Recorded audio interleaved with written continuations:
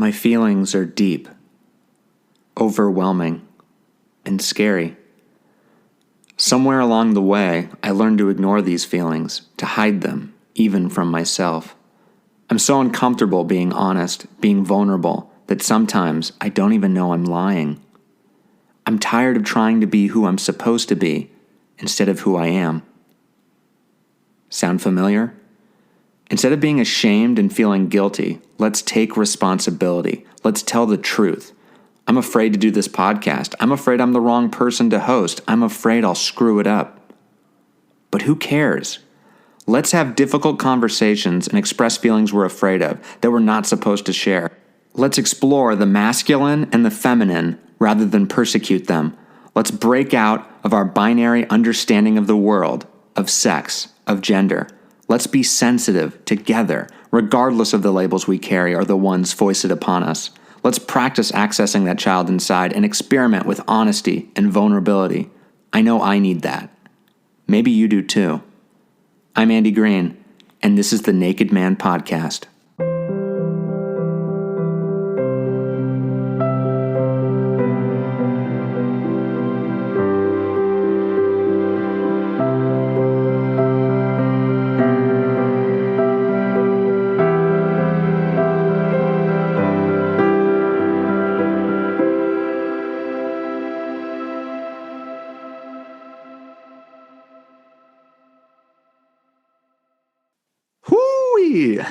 This is Andy Greene, and welcome to the Naked Man Podcast. It's time to get naked.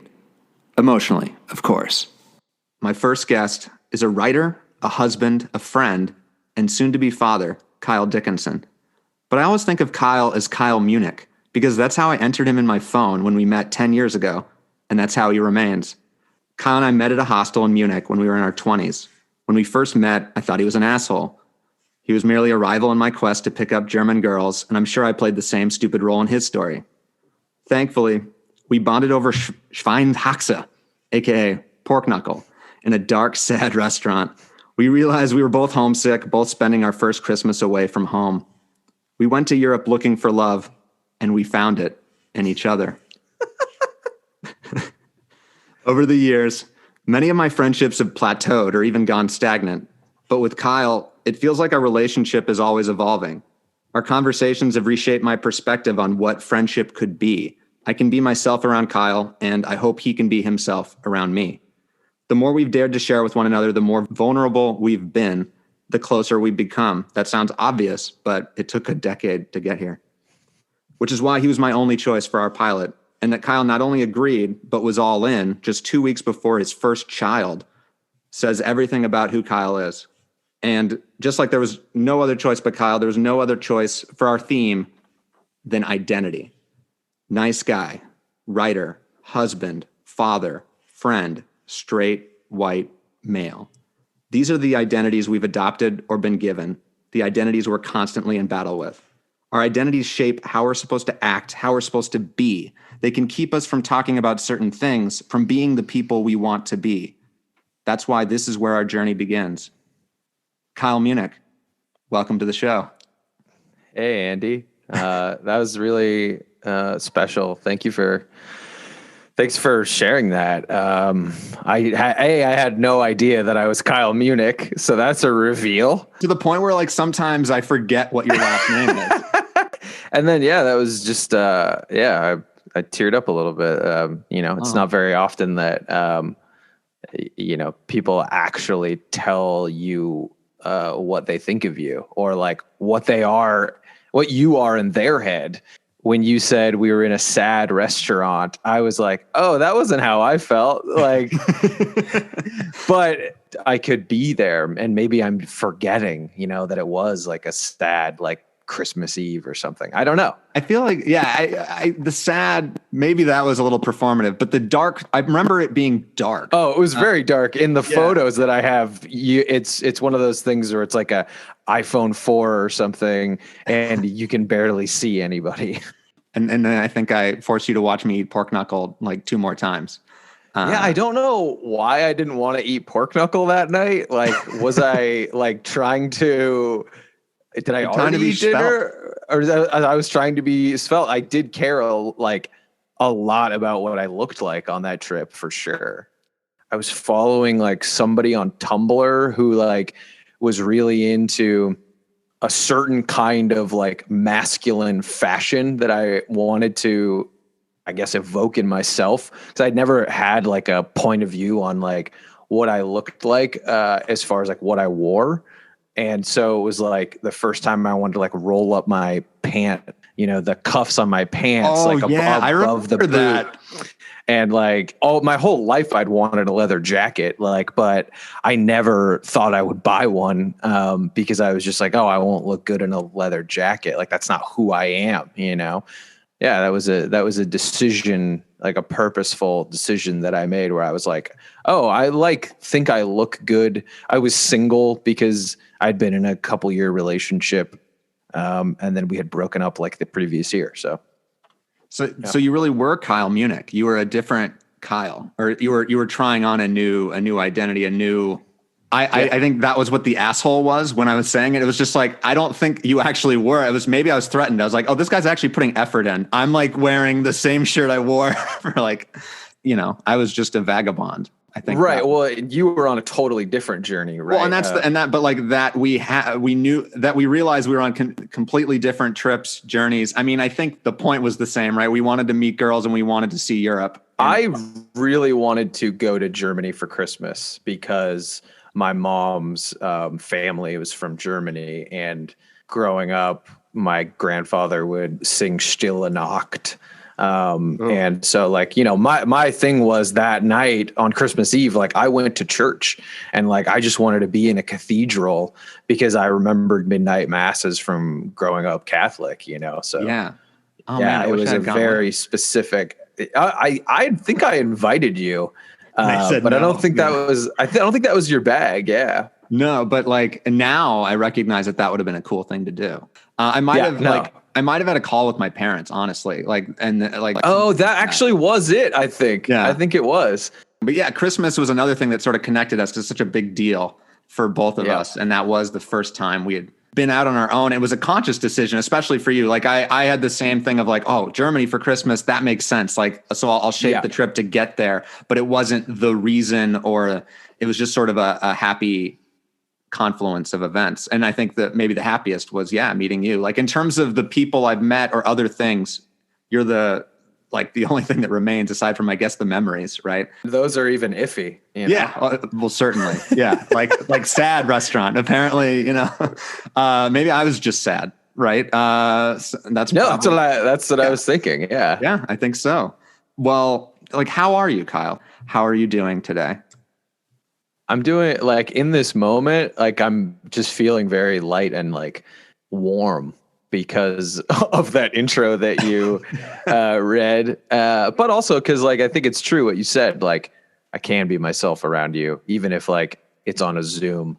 So I feel at ease in this exact moment. I feel like, the things that I like about myself are going to like, you like those things. So like, that makes me feel good, like I feel like that's an underrated part of like friendship, right? Is like, of course I like things about you, but I like that you like me too. But yeah, I was going to say like, do we need a safe word for this conversation? But I feel like we don't. Like that was what you said. Yeah. Because I think I want that option each week just in case. But you can just say pork knuckle, and we'll figure it out. Or Schweinehaxe, which I didn't. I'll never be able to say. I haven't done it right yet. So I was like, I needed to get your family to come in for that pronunciation. But maybe I'll do like a really awkward edit to like a Google Translate like woman says it. Schweinehaxe. Yeah. Yeah, I feel the same way. I think I had a lot of like nervousness and weird, like, what the fuck are we doing? And then once we've started talking about, how we met, that's like the comfortable place where most friends go. And sometimes it annoys me, but it's weird. I feel like we don't talk about it too much, even though it's like probably the craziest way I met well, actually, I don't know. Yeah, totally. But it is, if you were to tell the story of us, that would inevitably have to be in there. Yeah, I mean, and our friendship totally has changed over the last 10 years, you know. That was obviously like a really special time, but I met a lot of people on that trip too who like I sort of kept in touch with, as I'm sure that you did. And then like who knows what would have happened if you hadn't moved to LA. I don't think we had much contact in between.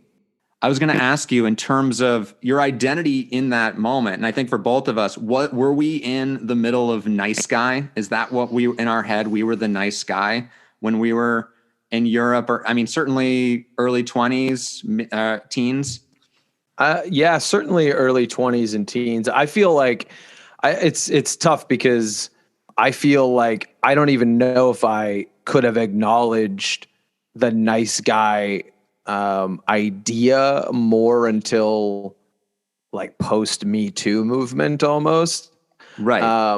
I mean, like I was actively doing something on that Europe trip I could not do in America, you know? And what I mean is that like I could go to a bar and like actually talk to a woman, whereas like, you know, every bar trip that I would make with my buddies would be like, you know, in Culver City, we would like all sit in the same section and like look at a group of girls and be like, God, it would be so cool to talk to them, and then like never do it, you know? And it was really just an excuse for us to go hang out together, you know, and we were like pretending that we were going to actually maybe meet a girl at a bar.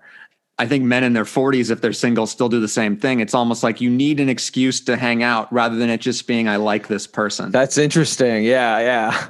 Like it has to be. And then that creates the dynamic of like, oh, we're here to pick up girls. And then it sort of, that perpetuates itself when it's just like, yeah, why couldn't we just admit we just wanted to have fun and have a beer with the guys? That is what we wanted to do. And also it was what was safe and comfortable at that time. It was far more fun to dream about the girl across the bar than ever go and talk to her, which, I mean, it's a terrible way to meet anyone anyway, but like exactly. We've seen it work so many times in movies and TV shows. And also, how else are you supposed to meet these people?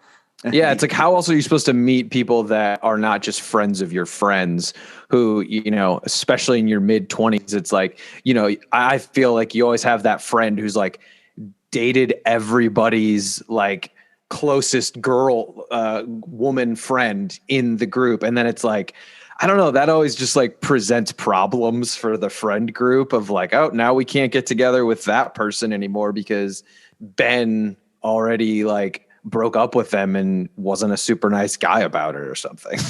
Oh, yeah. Well, but I mean, I feel like I wanted to be Ben. So I was just like, no, totally. So like, but then it wouldn't work. So it was just, that was awkward too, you know, just like, oh, let's, and then nothing coming of it. But yeah, like the nice guy, I definitely didn't have recognition of this sort of, I think I did see myself as a nice guy. I don't know if I ever like put it in quotes or saw it as an identity, but I think I always felt like I was the good person. I was when we talked about this, you sort of mentioned the idea of being the protagonist.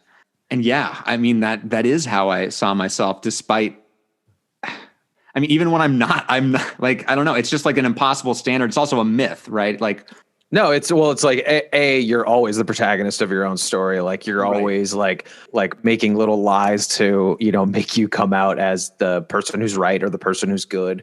But like, I mean, I think specifically for me and sort of I'm doing air quotes, the nice guy.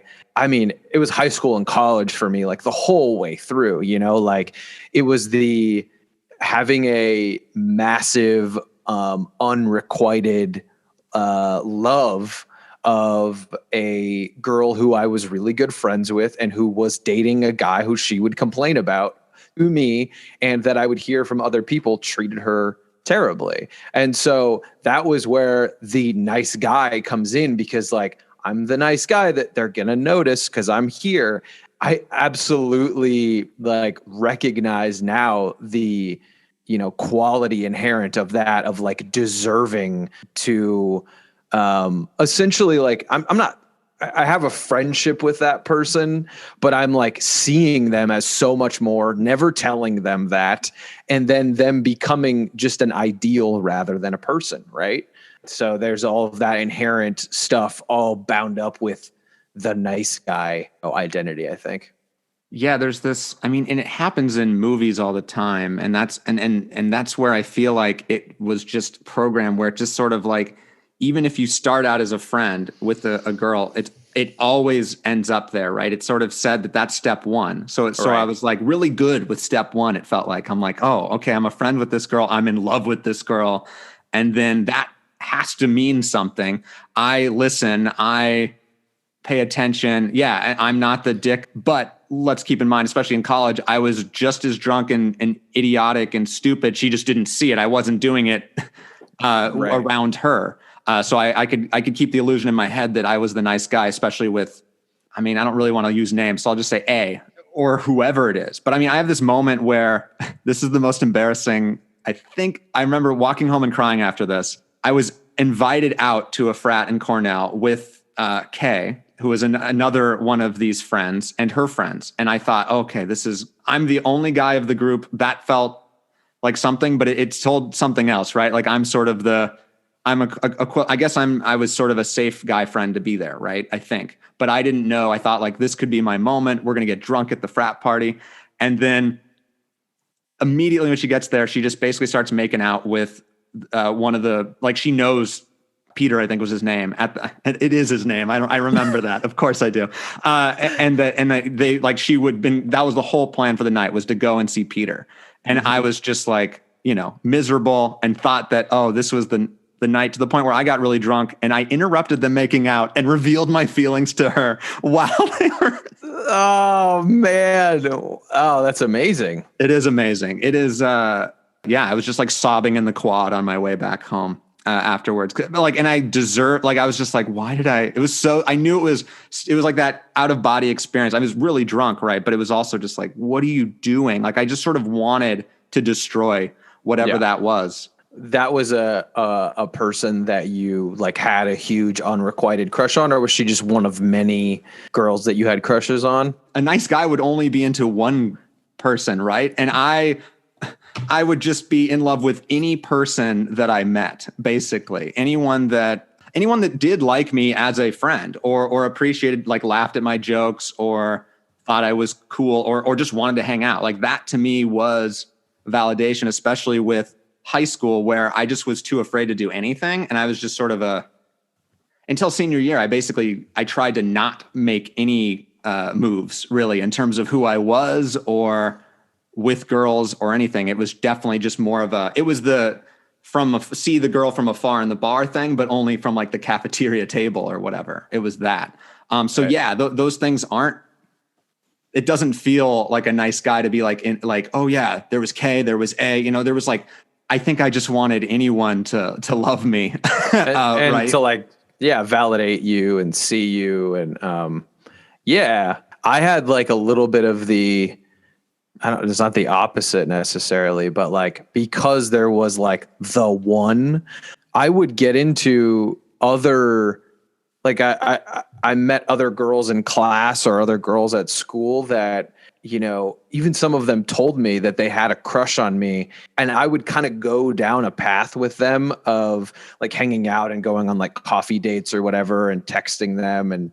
But when it got too real, I would always just go back to, well, I have the one and I need to be available for her when she's going to break up with her boyfriend. And what it was really doing is like making me never have to be anything that could be rejected by somebody, like that's at least that's how I see it in hindsight. Is I see there were a couple of really cool girls that like I was hanging out with like my freshman and sophomore year of college. And I look back and I was like, oh, those girls like actually liked me for me. It seemed like, and I totally didn't want to have anything to do with them because they weren't the one girl that I deserved to be with. Like, and I hope my disgust is like coming through, and it's hard, it's hard to look back on that version of like a very insecure, basically just like a child version of myself. Like when I'm 18, 19, the world I felt like it designed me to like be an adult when I was 18 and make all these like big life decisions, like fall in love with who I'm going to marry and get the job that I'm going to have for the rest of my life and all that stuff. So, yeah.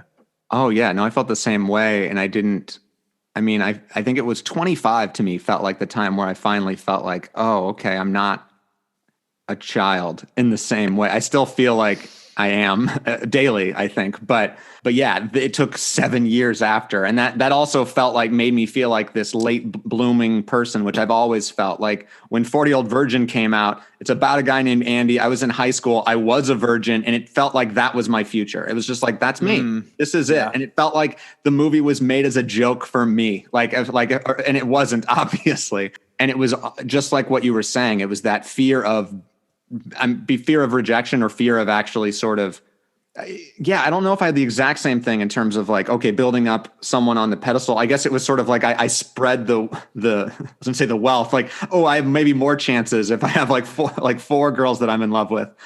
I would always have the same thing where I would just sort of go down the path and tell something about the other person that like, and this is someone that actually was into me in a romantic sense. If they annoyed me in any way, or if it was just something about it, and it was almost like, oh, well, we're not going to get married, or, something like that. Like that was the only reason to be with someone, but it was more like, oh, that was my excuse to get out rather than explore intimacy with someone.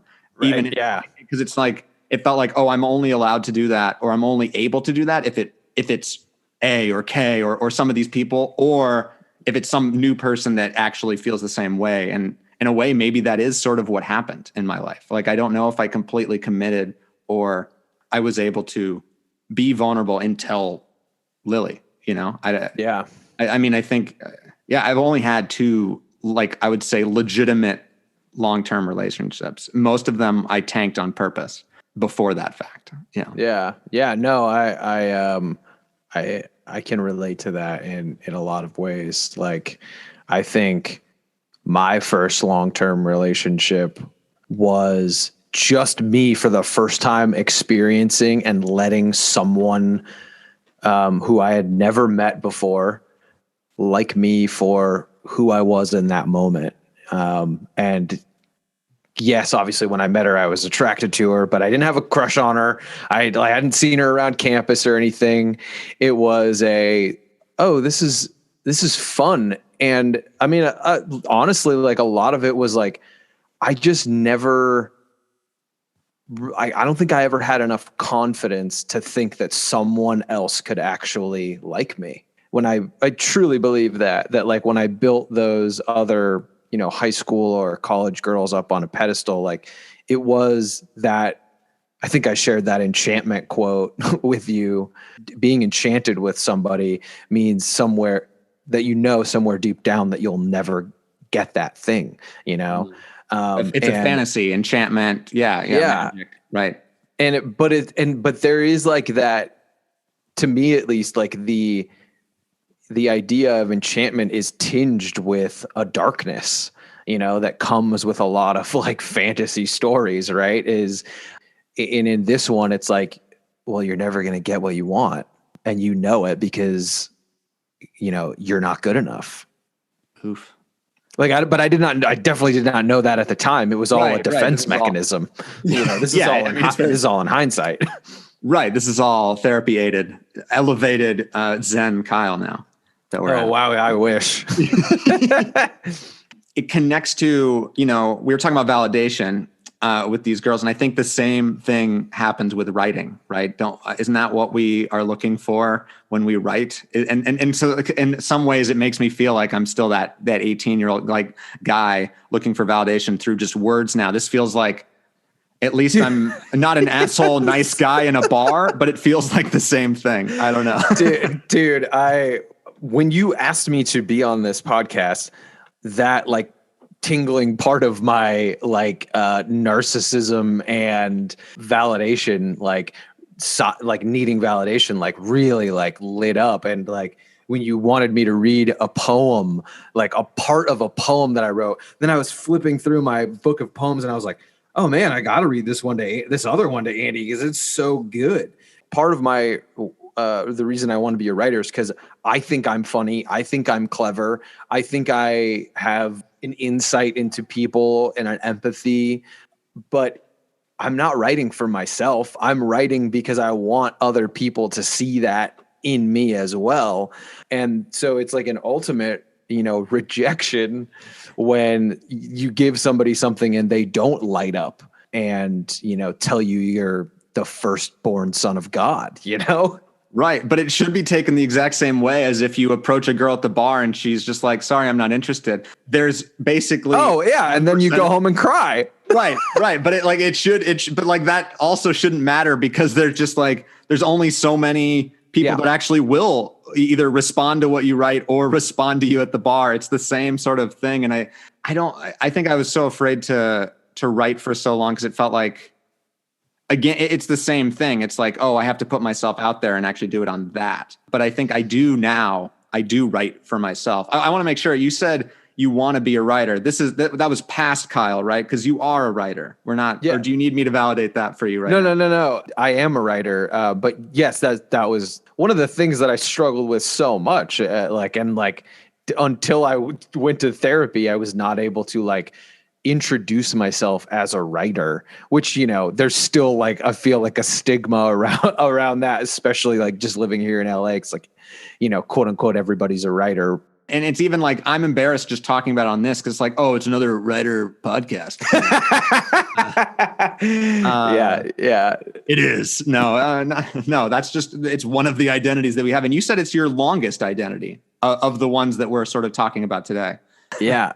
No. When I can't really totally identify it, but being sometime in middle school, I felt like I had a way with words. I was always funny, that was from the time I was in third grade or something. I was definitely one of 2 or 3, not rebellious class clowns, but somebody who could make people laugh. And so I think that the validation of getting laughter really was awoken when I started being in high school and being in English classes. I would get kicked out of class sometimes because I was just couldn't stop laughing at shit that I said or or that Johnny said or somebody, I know that when I really wanted to start being a writer was freshman or sophomore year because I took a screenwriting class at the community college.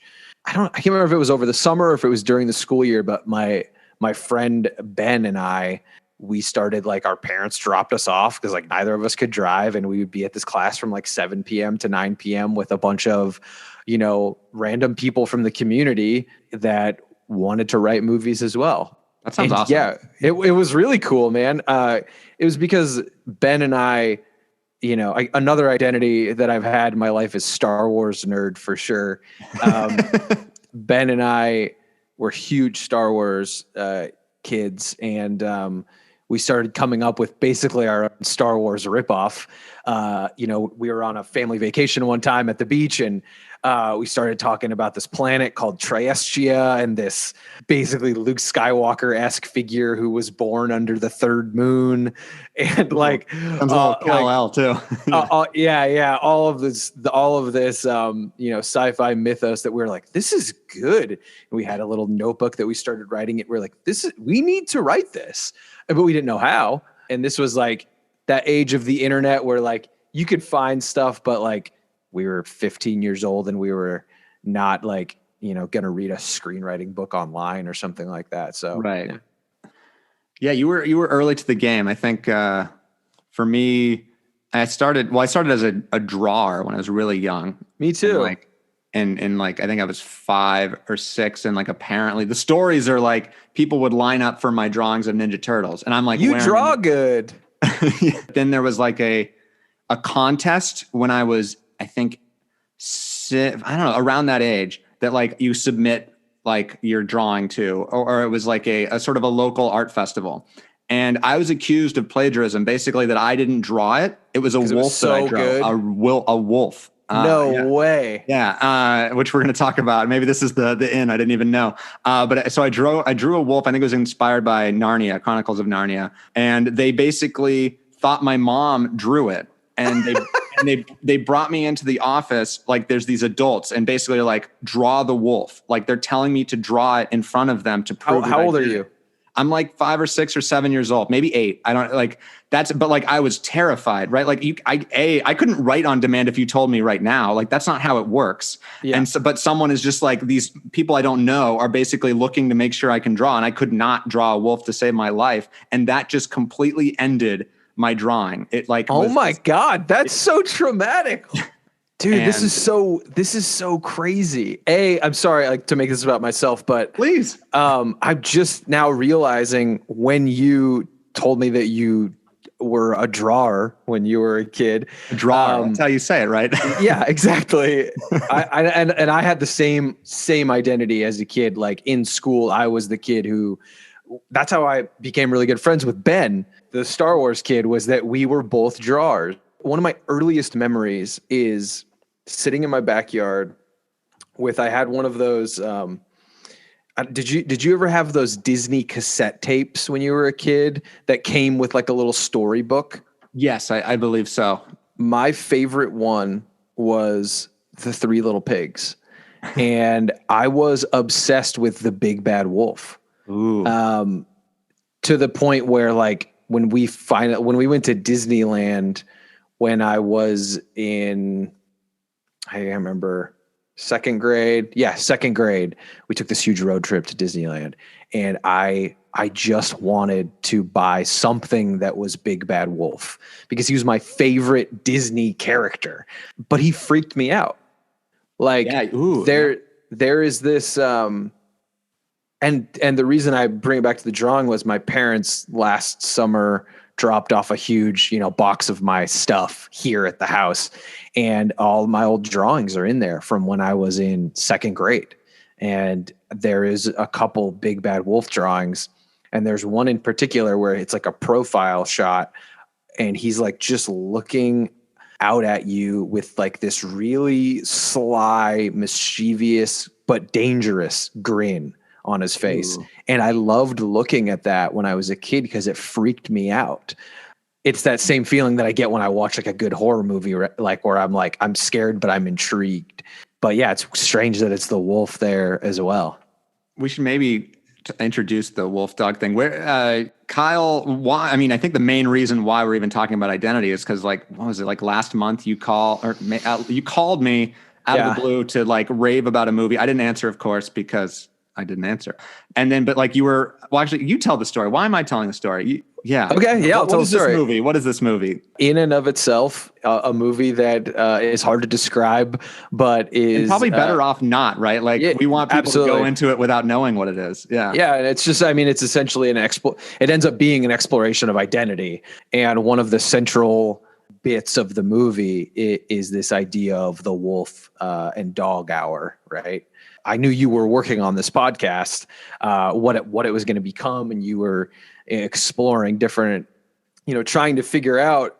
No, this wasn't even just that you were doing this podcast. It was that idea that you can edit this out, but like that you had quit your job and you were trying to figure out what you were meant to do. The Andy specific, piece of creativity, whether it was writing or a podcast or, a travel writing or whatever it is, because you have all these different identities. And that was me reaching out and being like, hey, like this is I think it's validating to having a lot of identities and being seen for them and judged for them. And feeling shame from them but also feeling like your life force is in them. I mean, I recommended it to a lot of people, but I called you like immediately after the movie was over because it was something I thought you would resonate with. Yeah, and I think when I was saying it, that I made that sound like such it is a big deal for someone to call these days, right? For a movie, and that's what made me like sit up and take notice and be like, okay. And so I did appreciate it rather than, we've talked a lot about like feeling guilty about people pushing movies or TV shows on us because there's a million, and how dare anyone? But like this one's on Hulu, so enjoy it. But what you were saying about the choosing identities, and I think I'm always overwhelmed by identity because it feels like I have to choose. I have to choose one, right? Or I can't balance all these. And it's sort of, I think what we are both trying to do is to embrace the multitude and to embrace all of these different things about us, rather than I can only be a travel writer or whatever it is, a podcast host, a father, whatever it is. And it's like, that's a limiting way to look. And also it's just, you're putting so much pressure on that one thing. And it's just, we're complex people. I mean, that's the hope. I want to be a complex person rather than just, whatever my job title is. Absolutely. I mean, and it's that for me, the idea that the thing that I am meant to do, which is be a writer, and specifically, a screenwriter, that thing is also what I've chosen to make my living at. And so over the years, the pressures that come from, making money, but also like it completely influences the people that I meet. It completely influences my friend group. It influenced where I fucking live, So when all of those things are stacked on top of that identity that I chose, it's like, it feels like I can't ever move. It feels like I can't have other hobbies because I should be writing all the time because I need to figure out how to sell a screenplay. So like there's all these stressors that are built on top of that. It's an identity that I like desperately at times in my life have wanted to reject, like in seeking some sort of like calm or, like idea of what it would be like to like shut my brain off for a night or something like that, and not feel guilty about it. Yeah, I can't do that. It's basically relaxing, right? But it's sort of, if I thought of myself just as a writer, and I imagine the same thing with you, we would also then, that would mean we're failures in a way because we haven't, and that you can make that mistake because there's no necessarily, other people don't have evidence of it. I'm the only one who needs to know, right? And it's taken me this long to get to that point, right? Mm-hmm. But it's sort of this, it does feel like that. If I put all the eggs in that basket, or if I am only a writer, then how am I? I can never shut off my brain or ever relax unless I'm writing or unless I'm working toward that goal. But then you're not living your life. And that's where all the stuff actually comes from. When you actually are relaxed is when you're able to write. And that, comes and goes.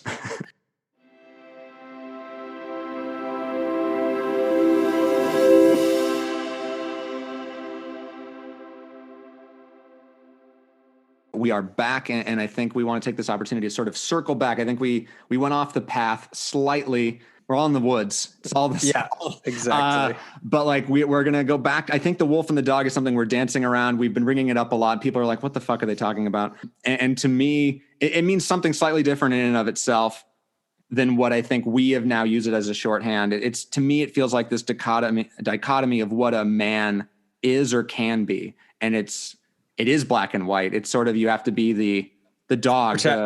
It's the protagonist in the present, villain in hindsight, right? That we were talking a little bit about earlier, right? And also being conscious of those things in the moment, of the things that are going on inside me, the thoughts that I'm having that feel like another person's thoughts, which is so much connected to identity. Like why would nice guy Kyle think that thing? That I would choose not to share those thoughts with another person because then, oh my God, what would they think of me? It feels like if I have dark fantasies about women, about men, about suicide, about whatever dark avenue I could go down. That does feel like the shorthand is kind of like that's the wolf, but it also is like, wait, that's not Andy. Like, who is that? It's almost a scary thing to broach. And I was struck by when you're talking about the drawing of the wolf, like even as an 8-year-old, it felt like you were sort of flirting with that danger. And your favorite character was the scariest, was the villain. And it's like eating pigs basically. Or, I think probably the metaphor really is also just sort of like just murdering and, raping, or whatever was happening in the countryside back then. Like that was sort of what that wolf represented. And like, I don't know, the first thing, if I was in therapy right now and my therapist would be like, okay, so like, what's, just like slow down and what comes into your head when the big bad wolf is like looking at you and licking his lips, he's looking at me saying like, I might kill you. And I'm like kind of excited by that, I mean, death is a possibility, right? Like to look death in the face is exciting. But like the idea of it, the wolf being able to devour you, it does sort of feel like that self-sabotage too, right? It's like, okay, if I give in to the wolf, the dark side of myself, it's going to be fun. It's going to be insane. I'm going to lose myself. I'll be able to relax. I won't be thinking about whether people will like me, or I will lose myself, right? Like I won't be there. And for me, that happened a lot when I started drinking.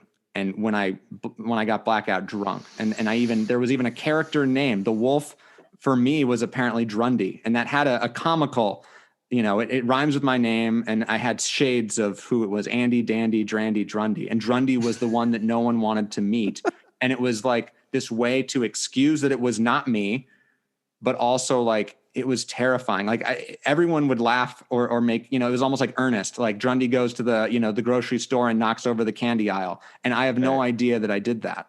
And it's all fun for everyone else, but I'm just like, what horrible thing did I do? But it was also like, it is like me flirting with that wolf. Cause for the first time, it felt like, ooh, I actually have some control. Ooh, girls like me. Ooh, I have confidence. Ooh, I can do these things. And then it was like, I couldn't stop. Or it was a slippery slope, right? I got too dark into the woods. Right. Yeah, no. And I think that's interesting. Like I love getting to the, like, I haven't done it in a very long time, but in terms of like drinking to a certain point, getting just to that point where I don't give a shit anymore. But I did not like being blackout drunk because I never liked any of the consequences that could come from that. And what I really mean by that is I never like to be too out of control. The way my brain works, it's why I don't like smoking weed, because like I just think of all of the uncomfortable place I'm in my brain. Like it just like repeats for me. So I'm one of the spin out kind of people. And like those thoughts that you were talking about, those, whether they're wolf thoughts or, for me, that was always like the wolf in my head being like, you're a piece of shit. Like that voice, like I remember it's almost like a devil on your shoulder kind of thing. It does feel like the angel and the devil, like these two things, which neither of them are real. That's the thing, it's right. It's both black and white again, right? Right. And that's why I was sort of interested by the idea of the coyote. Like I haven't brought this up to you yet, but like coyote in folklore and mythology is the trickster. And it's also sort of that in between, I think. And those are always, I think, everyone's favorite characters and stories and things. And they make stuff happen, right? Yeah, they're the inciting incident, but they're also the ones that we can't necessarily trust. We don't know exactly what they're going to do. That also feels like they feel like maybe more real people because they're complicated, they're flawed, and they're not just a mustache twirling villain. They're not just Luke Skywalker or whoever it is. And I think there are so many. I think that being in the middle is really hard in our world. And I thought of James Dean because I finally watched East of Eden recently, and he strikes me as a coyote, even though I think most people would think of him as he was sort of the wolf. He was this dark, brooding man, but he's very sensitive and he's feeling. His emotions are everywhere, and it's sort of that. Especially in the 1950s, I think that struggle, right, was what he was weighing on, like that he felt like he couldn't be himself, or it was just like, I don't know, he was the bad boy, but also not. And I mean, we see those in TV shows and movies all the time. And it's always, we love to see, everyone loves the bad boy who's actually a sweetheart. And sort of they oscillate back and forth. And that like, man, that dichotomy and that like being both those things, like, I think that idea is where the like leather jacket Kyle Munich comes from, right? Yeah. Is like, I wanted, like, I've told you this a million times, but like there's this song by the Gaslight Anthem that I love, and it gets stuck in my head, and I've said it in therapy. He says, I always kind of sort of wished I looked like Elvis.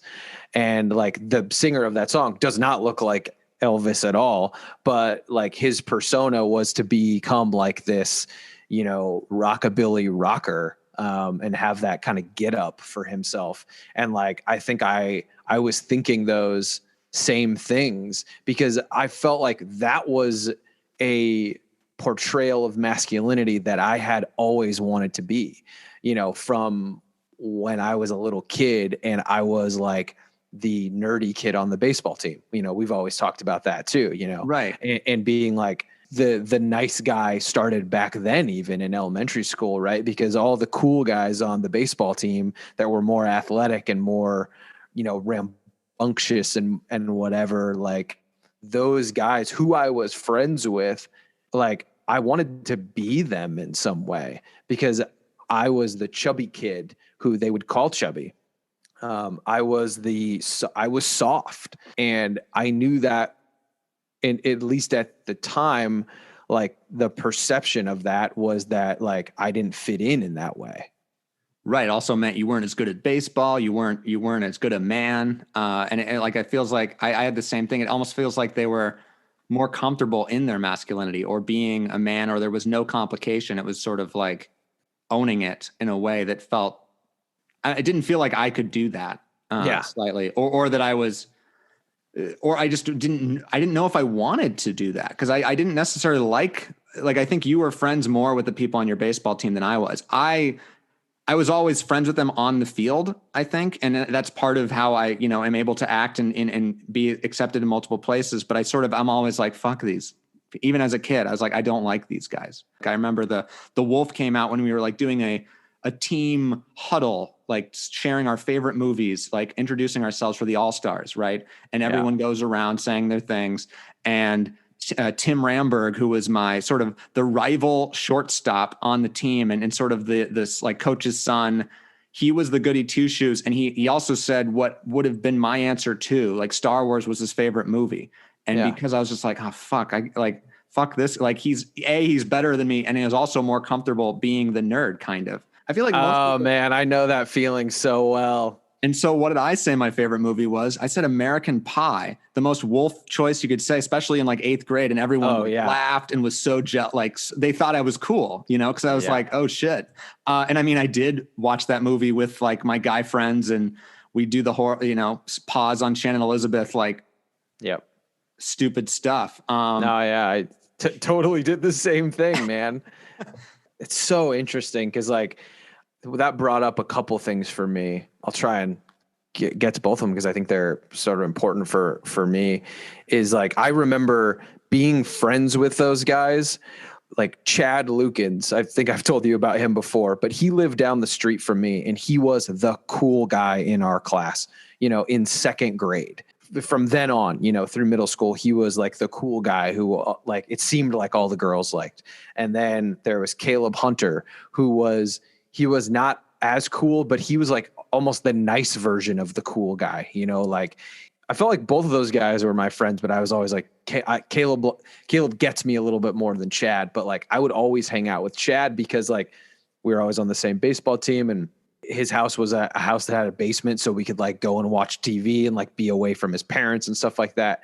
And I remember like one time we were wrestling, and I was bigger than him because I was like the chubbier kid, and I pinned him, and like I just held him down, and I was basically like in my body and in my mind, I didn't say this, but I was like, I'm not a pussy, you know, like I can beat you up. Don't try me, you know, like, and I was so angry at my friend, you know? And I feel like there's so much complicated when that idea of like wishing I was Elvis kind of a thing is like, I always wished I was more whatever society's idea of manly was. And then I was angry for not being that, but also at the same time being like, I don't want to be that because that would mean I would be the wolf. Yeah, I have this memory of, I think I was like, I don't know, around 8 years old, and I was at after school daycare, and I was playing with a girl named Elena Githens, who I think I had like a very like child school crush on or whatever. And I remember we were hammering something. I have no idea why we were hammering or what we were hammering, but my dad picked us up, and I remember her bragging to my dad about how she was better at hammering than me.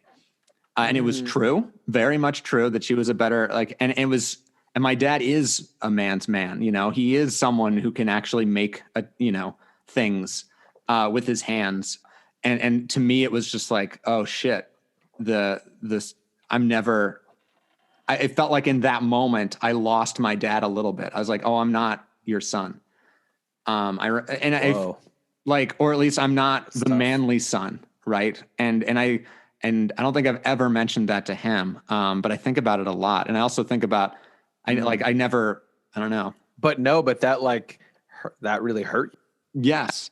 Yeah. Well, and I think I still carry that with me whenever I have a hammer in my hand, right? Like, I still feel like, I know that like I can do it, but like, it's not going to be pretty but some of that is also just me making it happen, right? That's sort of what happens. It's like, oh, I'm already assuming that I'm not good at a hammer because I remember this memory when I was 8 years old, and I'm now 32.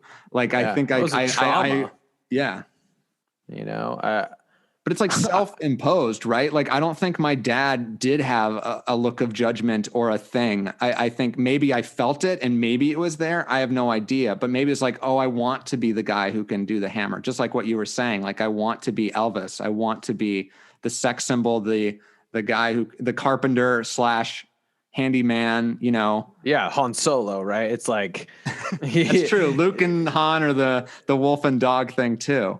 And he gets the girl, right? But he also sort of, he's slightly less scoundrelly, right? That's what you have to, he's the coyote, I guess. He is the trickster in that story, right? Because he switches sides kind of. It always comes back to Star Wars.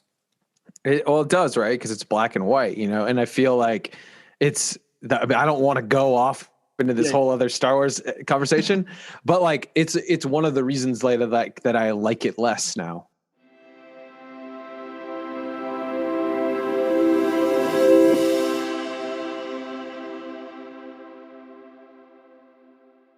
We could talk about the wolf and the dog and the masculinity forever. And I think I will be doing that throughout this podcast. This is sort of just opening the door and recognizing it and seeing it for what it is.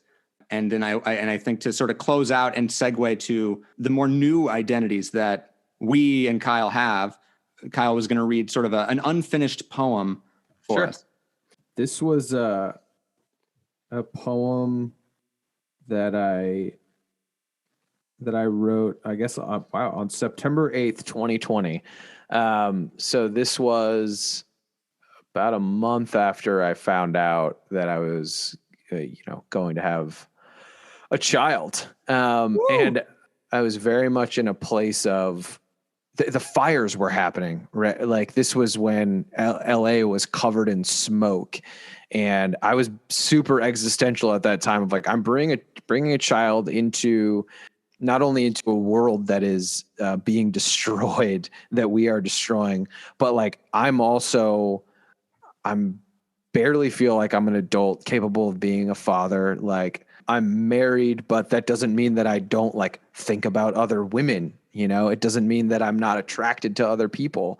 And so real core wound for me of my parents having marital problems when I was a kid and never wanting to be that person who could ever do anything like that, and thinking like that's an unthinkable, thing that I would ever cheat on my wife. And I have not done that, but like, that wolf exists in me.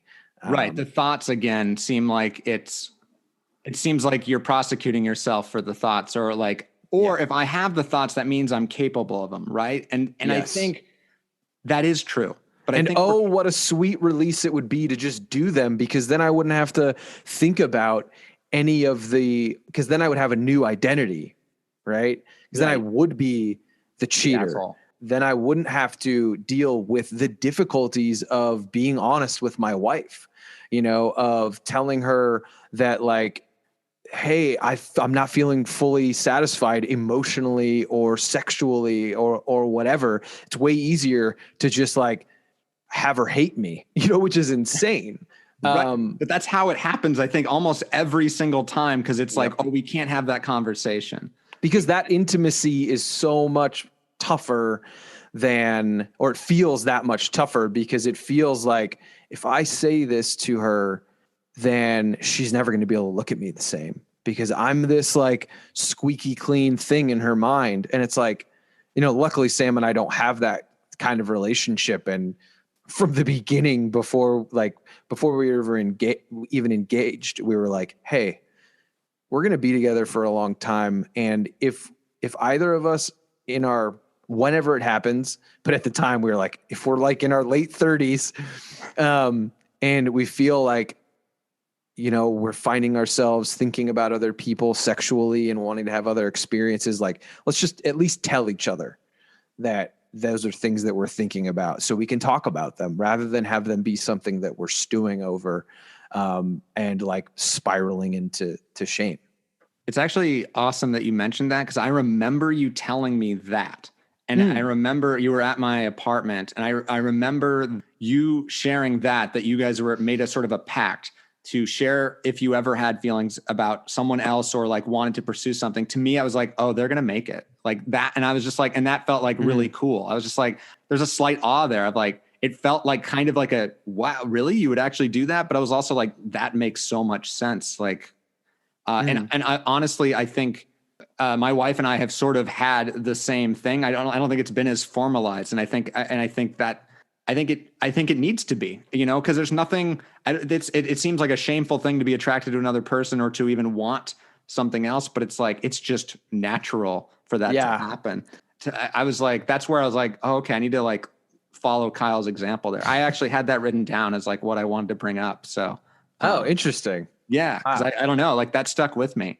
And it feels like, so I don't, even knowing that we've said that to each other, like, I don't know when that happens. But just the fact that we talked about the door is cool, because like now it takes away some of the shame. It says, okay, I'm not just bringing this up for the first time, and over the years, we've had like versions of that conversation that are like, hey, just checking in, like, I don't really know how I'm feeling right now. If I'm really feeling like this or if I'm really feeling like that, I just wanted to let you know that this is a thing that's going on inside me right now. And I tend to leave those things for a moment of explosion, but I always know that like that Sam is going to be there to like talk to me about that stuff. She's just so much more even keeled than I am. That reminds me a little bit of even yesterday, because I was gone for a week, right? And I sort of built up my return as some, like, I had fantasies about what that would be in terms of physical ones, but also just like, oh, it's going to be great. Like, we miss each other. And then we got there and it's just like, I'm forgetting that there's another, like, it was sort of the white male thing of just like, oh, I'm the returning hero. Like, let's have sex. Let's like celebrate my return. And it was like, she was working and tired and like, she has one more day before spring break. And I knew all those things. And I was just like, but I couldn't help but be a little bit bummed. And I was just like, damn. And we sort of tried to talk about it. And I think only now am I like, yeah, I was the complete, idiot in that scenario. Dude, I mean, I go through that almost daily because my wife is pregnant, and like any like things that I am excited about, like, are tough to get her excited about because she's like, I'm in so much pain and I'm so uncomfortable. And then things that I'm mad about, I don't want to even share these things, but I do because I'm me and I'm a narcissist. And then I feel I'm not a narcissist, but I'm very much, it's just us here at the house. It's COVID and somebody's got to hear my thoughts. And then it's her. And then it's like, oh, God, I know I want to hear you, but like, I'm never comfortable in any position. So it's like, I can't win, and but it's always about me. So yeah. But at the same time, you wanting to share your angry thoughts or your sad thoughts. That isn't, you're not, yeah, like you said, you're not. Well, if they're about her that I'm referring to, basically. Oh, okay. Yeah.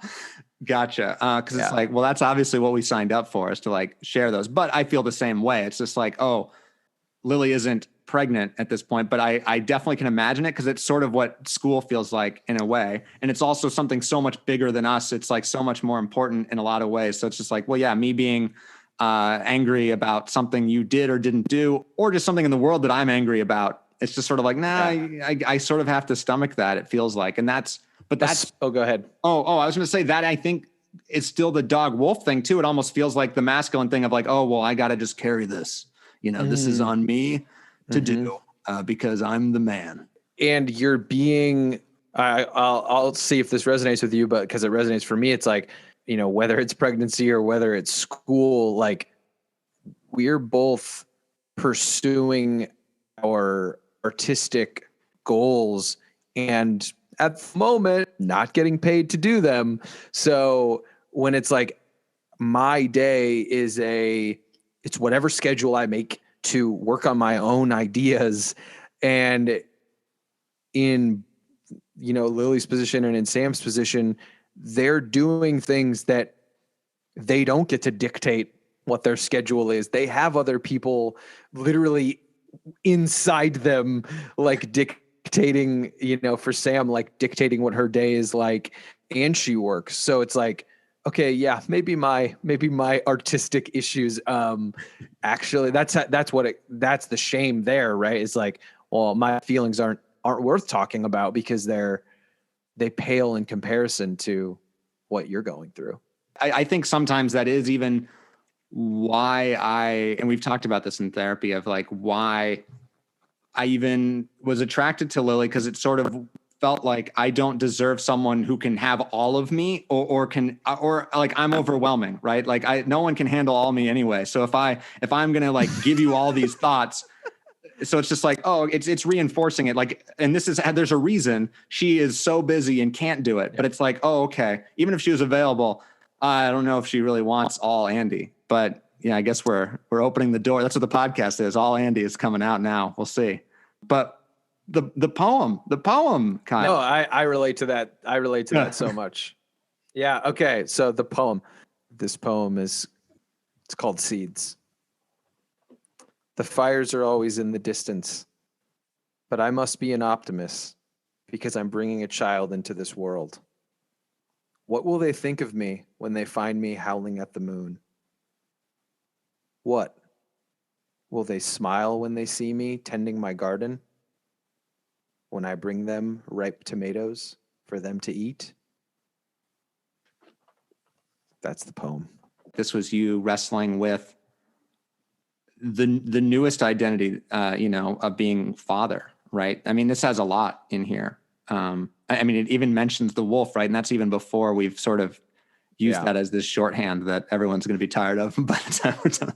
Yeah. I mean, but it like, that's where specifically, I think the werewolf, right? I mean, it's why it's such the werewolf and that idea of like literally transforming in the night to being this like ferocious, untamable. I mean, that's where it comes from, right? So right. And that one as a kid was my favorite monster. And I loved all the Universal monsters, but also, I mean, the actor Lon Chaney Jr. is like a huge alcoholic, and it's definitely, that's the Grundy, his version of Grundy was sort of, I think the werewolf is what he was exploring there. At least that now is what I see.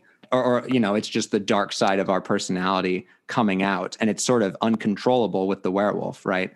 Every full moon, you can't be stopped. Well, in a way, that's what a blackout feels like, right? Because I have no control over that. And people tell me it doesn't feel like it could ever be me, but it's my body doing it.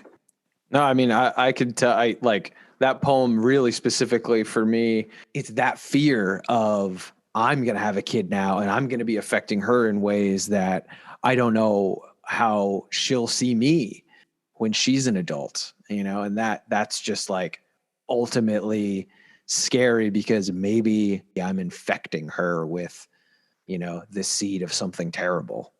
I don't know. To me, it feels like just what of you that you don't like about yourself or that you are ashamed of yourself are you going to be planting in your daughter, whether you even mean to or not. It's going to sort of happen. It's sort of like the hammer example. Like I got it somehow from my dad, I think, but it wasn't anything consciously that he did. Right.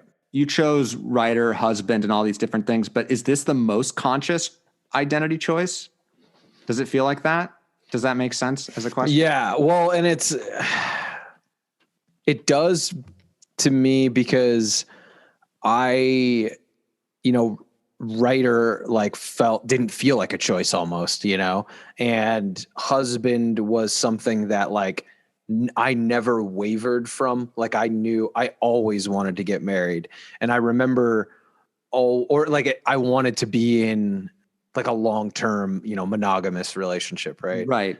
When Sam and I first started, when we were in like that phase where we were definitely together and we were talking about getting married, we weren't sure if we were going to have kids, for a lot of different reasons. And I think when we really started talking about having a kid, it crystallized a lot for me of what I wanted in terms of my relationship with Sam, what I wanted as a person, just as who I am.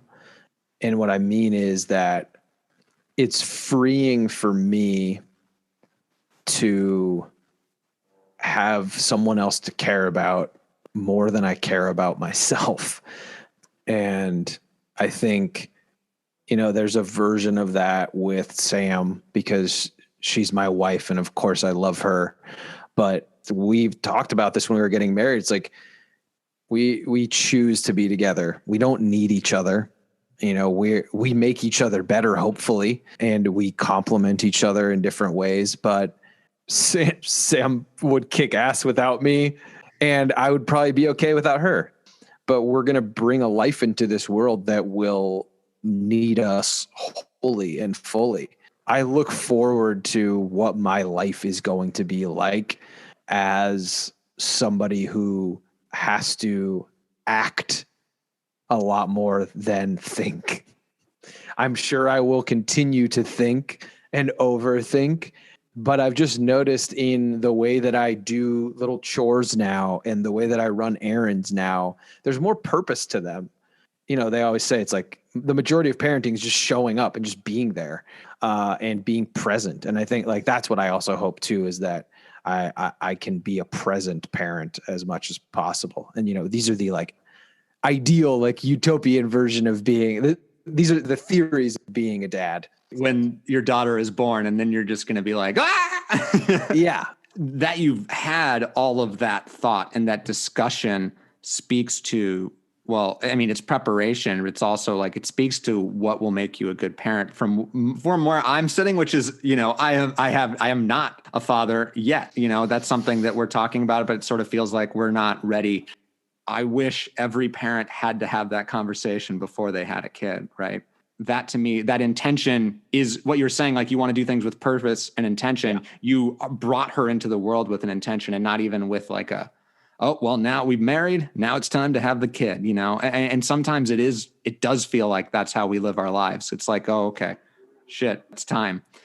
Right. And I would be dishonest if I didn't say that like my friends having kids around me didn't influence, like, not that it was a pressure, but it was almost more of an invitation, like of this is possible. And like, look at, yeah, it's hard, but like, there's a lot of joy in this thing, in being a parent, in raising a child, and I think that wasn't something that I never like dreamed about it in that way, like I never was like, I don't hang out with kids, like I don't, I haven't babysat since I was a kid, like, so I think especially like in my 20s, it's easy to like be like, yeah, I'm never going to fucking have kids. Like, this is fun, you know? But like, I need grounding in my life. Like I want a family because I think I'm like you know, where like my brain shoots off to the moon. And that's something I love about myself, but it's also, there's a lot of negatives to that too, of feeling unmoored and unsatisfied. And to be able to like have a home base, you know, home is something that is so important to me. And you know, what home means to me from when I was a kid is family and my mom and my dad and me and my sister. I'm not saying that my daughter's going to get a sister or a brother necessarily yet, but like the little family unit that we're going to start, like it feels really important to me.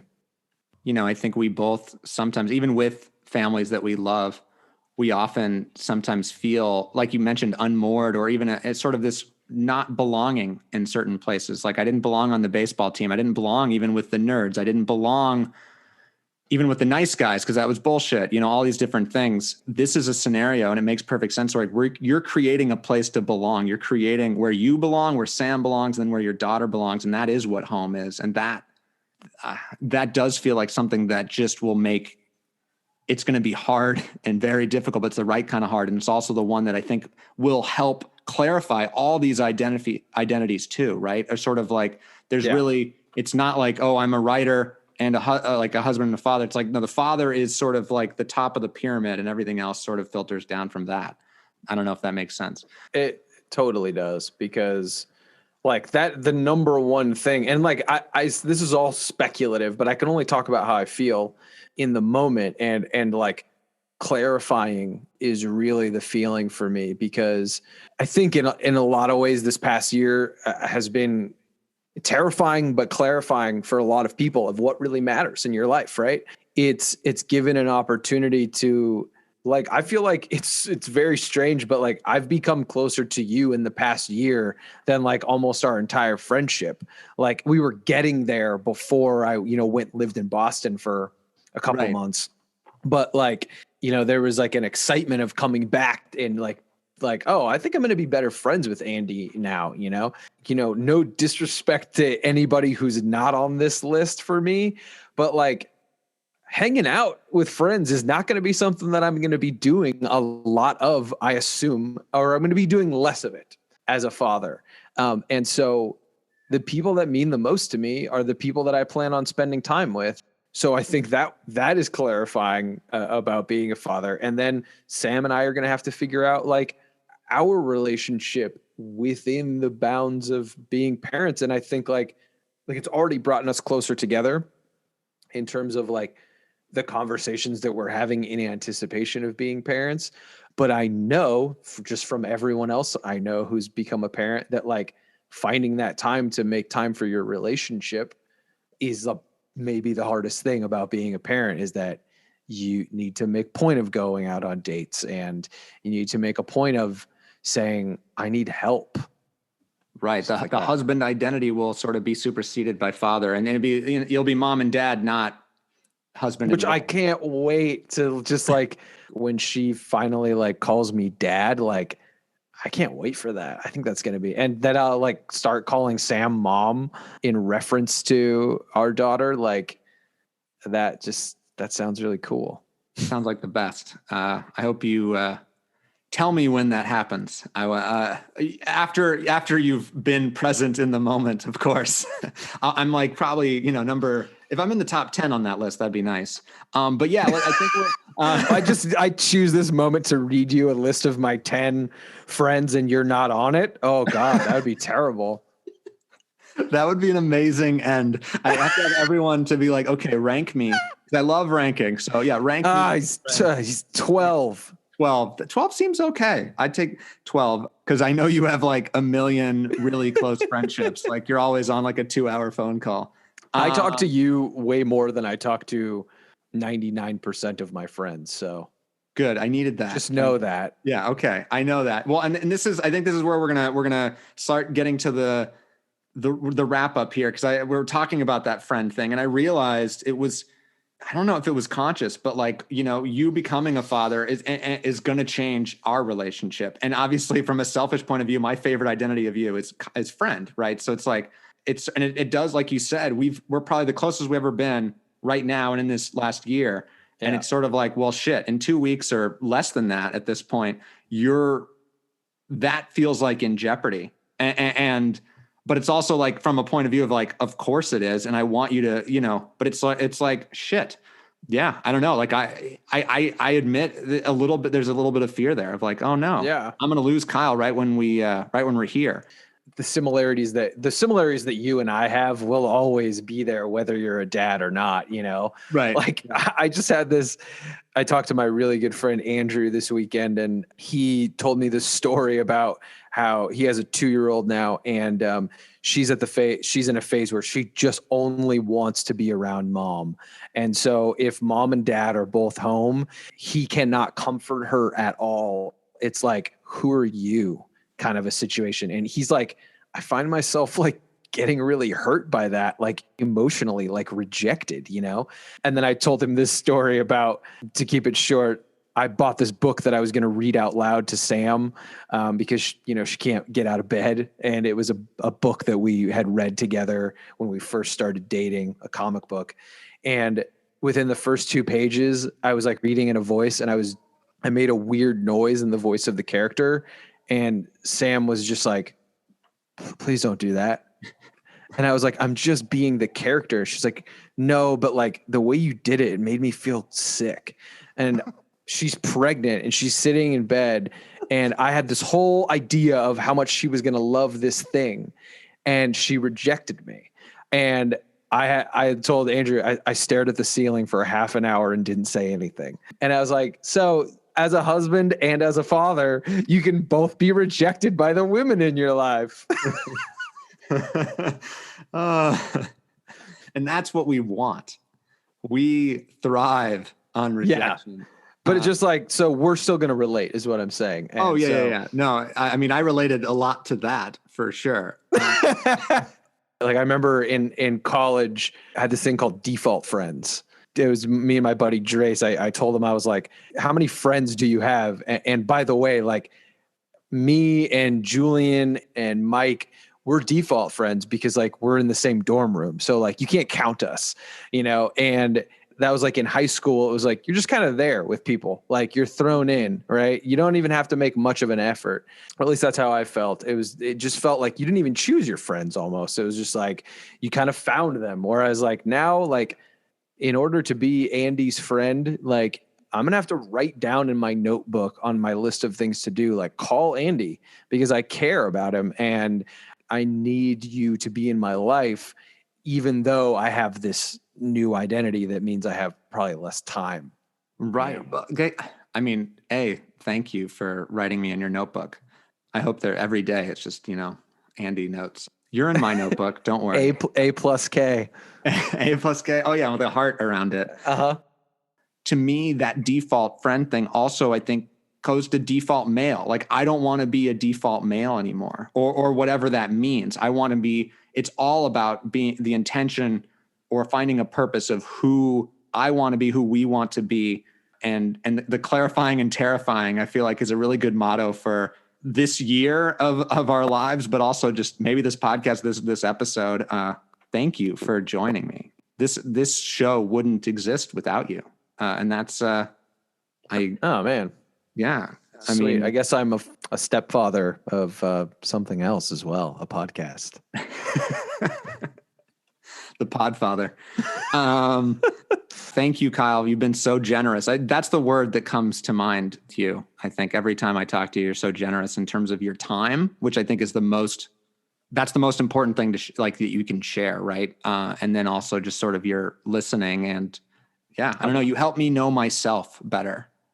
That is really sweet. And I'm actually like, when you said that, that was so weird, man. I want people to see me as generous because I genuinely, when I'm talking to you, like, I hope that how much I care about you comes through, that when I'm listening to you, I hope that I'm I'm listening because I want you to, I want you to be happy. I want you to be the best version of you. I want you to figure out who you are. And I want you to do the same thing for me. Like I've thought about that where I was like, man, like if I, died or was able to see other people talk about me, that would be what I would want them to say, is that like, yeah, Kyle was there for me and he listened to me and he reached out to me and he cared. That's kind of all I really care about. What else is there, right? And I think we did it, Kyle. Thank you so much. Yeah, and thanks for having me, man. It was like super meaningful that you asked me to join you, because it's, it's flattering that you would want to talk to me anyways, but that you'd want to share it with people too. There was a safe space here of like, okay, if I'm going to do this, Kyle's the one to open the floodgates. And now you have a kid and I have this podcast.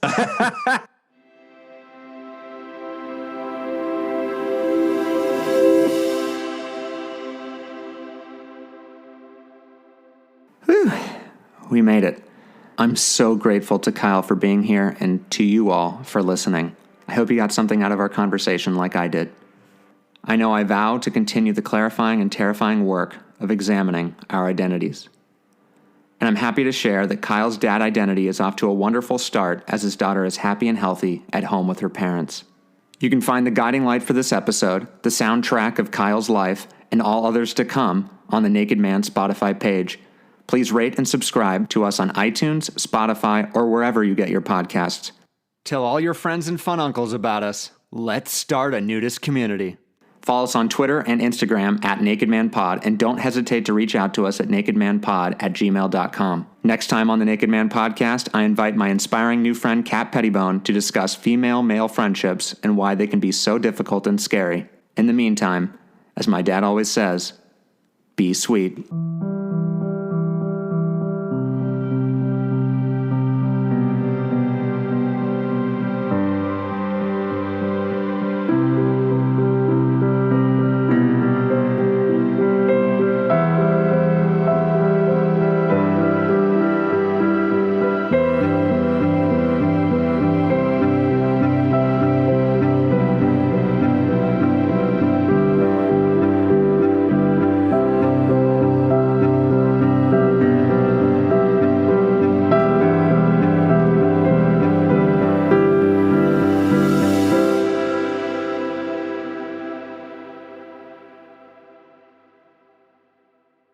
This episode of the Naked Man Podcast was conceived by Andy Greene in collaboration with Kyle Dickinson.